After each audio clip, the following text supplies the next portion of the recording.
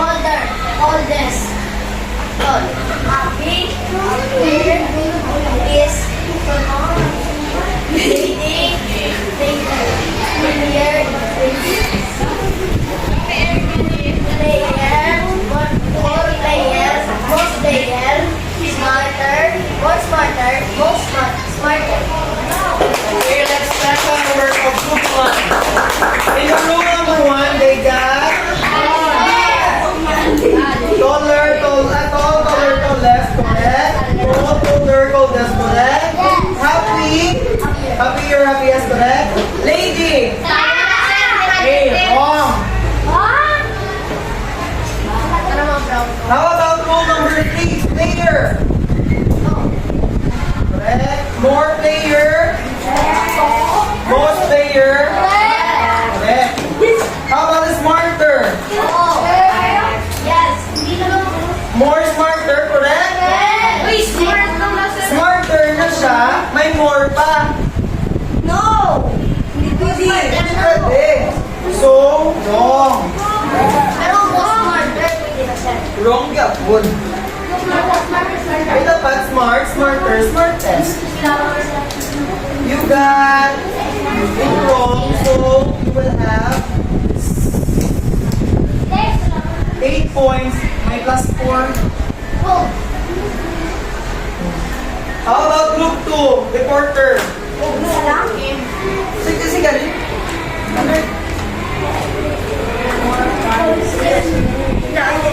Hi everyone, good afternoon. This is Sarah, and this is our coding.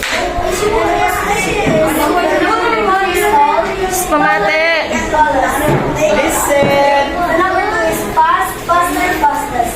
And the rule number 2 of positive is fluffy, fluffier, fluffiest.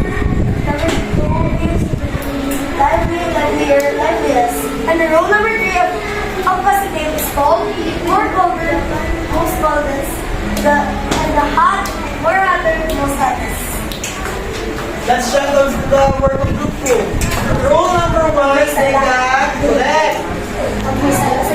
Rule number 2, correct. Rule number 3, is it correct? No. Cold, more colder. The cold should be in rule number 1. Same with rule this example. So they got also 8 points.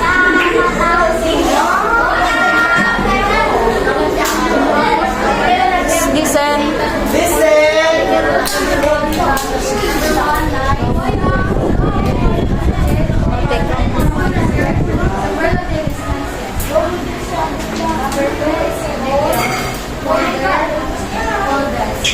Mate.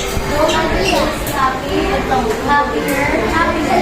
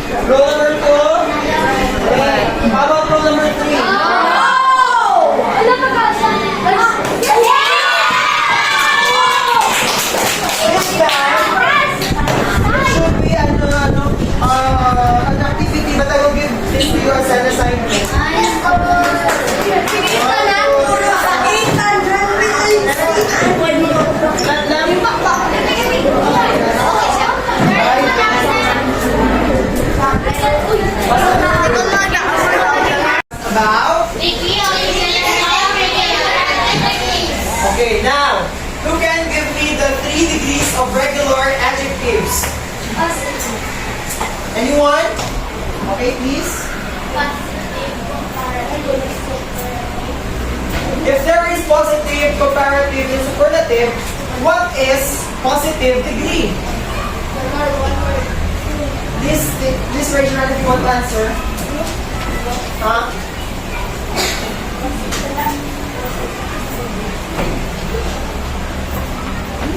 Anyone? Who can answer? Ano gusto ako? Ikaw. What is positive degree of adjective? Alam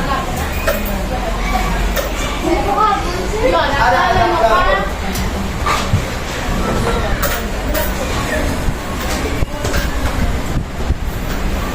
Ano yung kabalog-log pala na? Anyone? Positive degree of regular adjective is just the plain or the basic.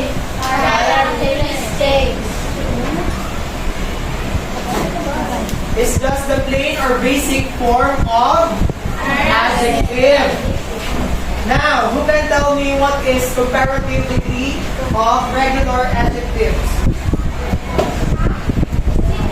Comparative. It is the ER form of adjective. How about the superlative form?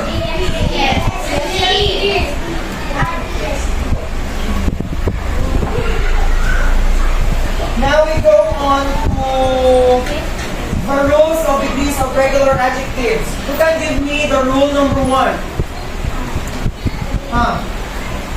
Anyone? Ano nga na yung time review dyan? Pagka po na, lesson dyan. Dalitan, ano? Rule number 1 is...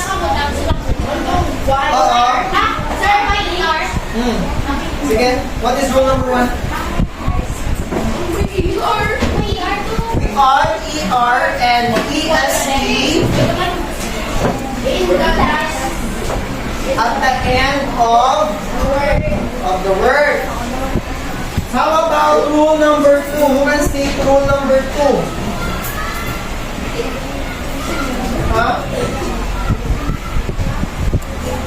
Redeem myself. Rule number 2 is More. rule number 2. Wait, but ang gamay letter Y na pala yung butang I.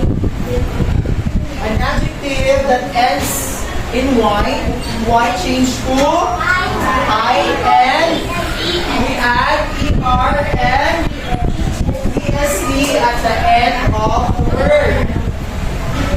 How about rule number 3?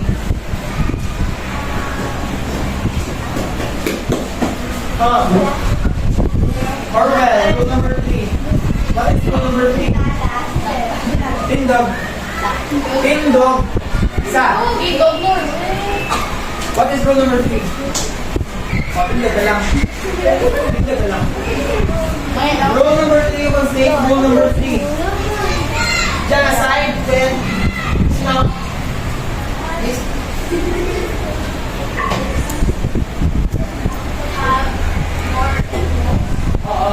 Okay. Okay. Last na lang, sir. Sige na, sir. Sige. Please. More or less, and most or least before the word adjective with 2 syllables or more.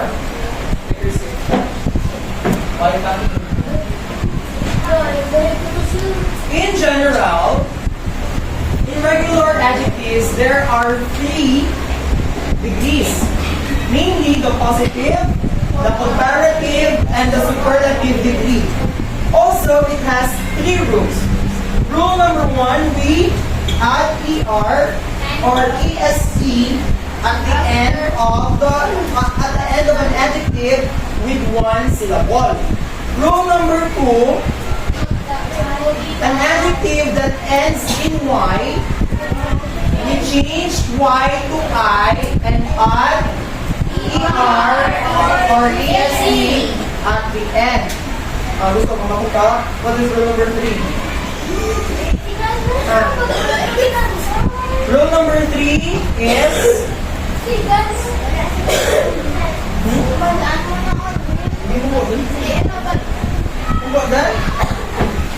rule number 3, we put more or less and most or least before the word with 2 syllables or more.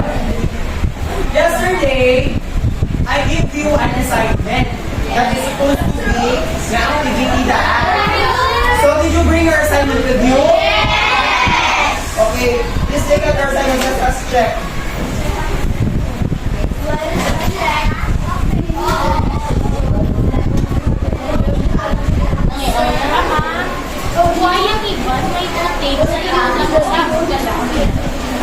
Wala ko rin na putangan. Kaya ano? Matapik mo eh.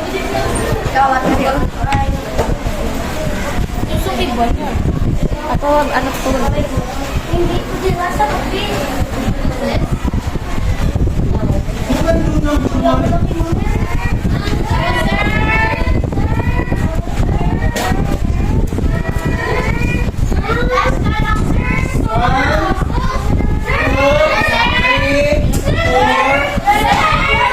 Five, six, seven, pindot dahil 7, 8, 9, 10.